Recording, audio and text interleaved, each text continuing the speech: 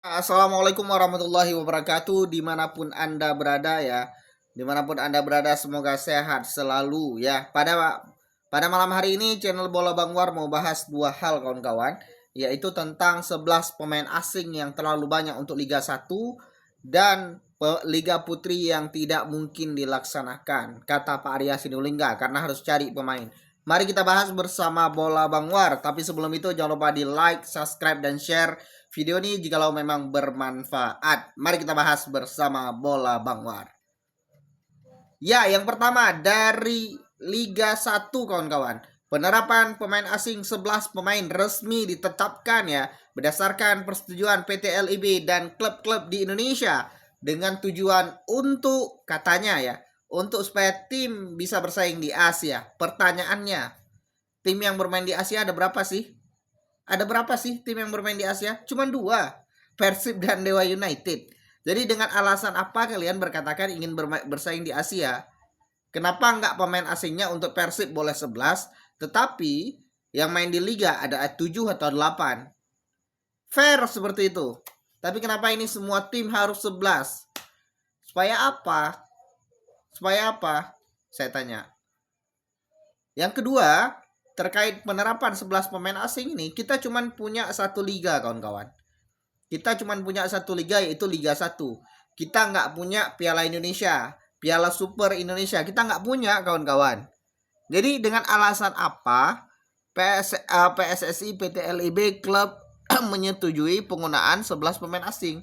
Dengan alasan apa? Nggak make sense kawan-kawan, serius. Nggak make sense. Ya, jadi nggak ada alasan tertentu untuk klub itu merekrut 11 pemain asing. Kenapa harus 11? Kenapa uang itu tidak digunakan untuk pembinaan aja? Misal contoh, klub-klub ini pembinaan kalau mau murah ya, tim-tim junior misalnya ada yang ada di Padang, di mana di Bali, di Sulawesi, di Makassar ya, kemudian di Borneo. Nah, itu dikumpulkan di Pulau Jawa, dilakukan pertandingan setiap hingga 10 bulan ya. 1 sampai 10 bulan untuk pembinaan pemain muda. Dari U5 16, U19, U21. Jadi ada 3 tim. Kenapa nggak dilakukan untuk itu aja uangnya? Mending kita cukup 3 atau 4 pemain asing udah cukup untuk Liga 1. Perihal tim yang nggak bisa bersaing di Asia, ya berarti tingkatkan kualitas pemain lokalnya. Karena faktanya kawan-kawan, Liga Kamboja itu cuma 6 pemain asing. Liga Vietnam 3 malahan. Ya, 3 pemain asing. Tapi bisa aja mereka bersaing di Asia. Ya, saya nggak tahu apa karena gengsi atau karena memang pemain lokal itu terlalu mahal. Bisa jadi yang kedua, pemain lokal terlalu mahal. Makanya tim-tim itu merekrut pemain asing yang harganya cuma ratusan juta. Paling kayak kiper Persib Bandung harganya cuma 1, sekian miliar. Itu untuk harga kiper sangat murah. Karena teman-teman kalau nggak percaya boleh cek Hernando Ari Sutariadi itu berapa harganya. Hernando ya. Hernando Ari itu berapa harganya. Kemudian teman-teman boleh cek Reza Arya berapa harganya. Harganya itu bisa miliaran, 3 sampai 5 miliar. Bisa jadi karena itu. Makanya apa namanya? Kita harus objektif memang. Ini suatu masalah juga harga pemain lokal terlalu mahal. Caranya gimana? Yaitu buat apa namanya? Batas gaji. Ya, batas gaji pemain berapa? Gitu. Tetapi kenapa klub ini harus menambah pemain asing sih solusinya? Saya nggak bisa pikir dengan satu kompetisi cuman satu pemain 11 pemain asing. Artinya kalau 8 yang bermain di DSP kita bilang 8 atau 7 yang main itu kita menyisakan sisa 4 slot. Satu untuk pemain U23. 3 slot untuk pemain lokal dan 3 slot ini pasti akan menjadi incaran di timnas. Jadi nggak heran kualitas lokal kita jelek. Nggak heran karena jam terbangnya sedikit.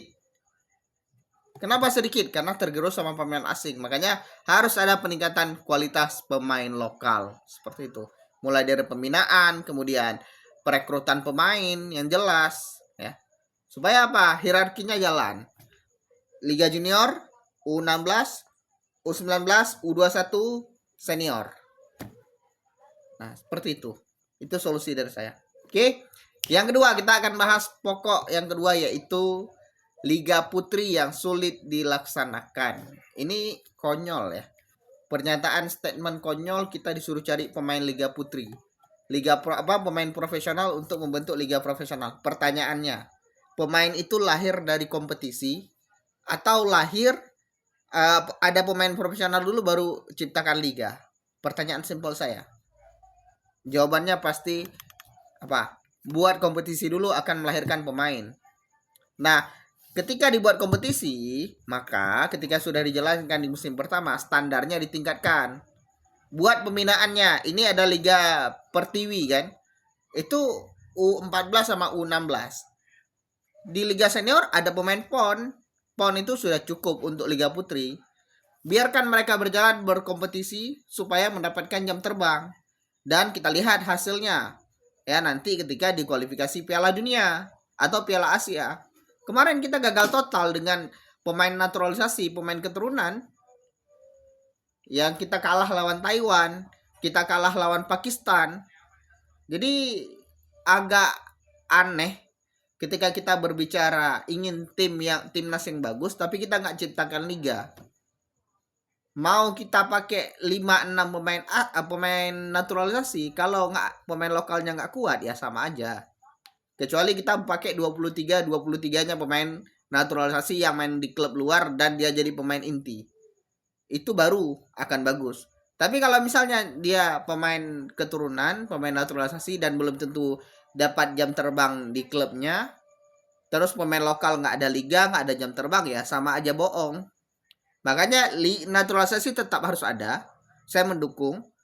Liga juga harus ada. Saya menuntut liga diadakan supaya timnas putri itu terbentuk dengan baik seperti itu.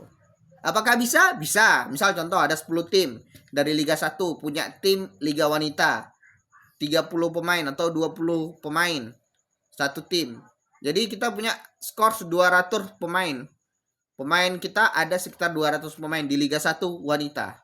Itu dilaksanakan di mana? Di Pulau Jawa supaya lebih hemat. Tim dari Persib di Pulau Jawa, tim dari Semen Padang di Pulau Jawa, tim dari Borneo di Pulau Jawa mainnya. Bermain di mana? Di misal ada 4 kota. Bermain setiap minggu bermain. Setiap minggu. Ya, saya rasa kalau misalnya 10 tim berarti sekitar 18 laga per musim. Itu sudah sangat ideal, belum ideal tapi sudah sangat cukup untuk Liga Putri Indonesia. Seperti itu. Tapi gimana menurut kalian? Tulis pendapat kalian di kolom komentar. Let's go.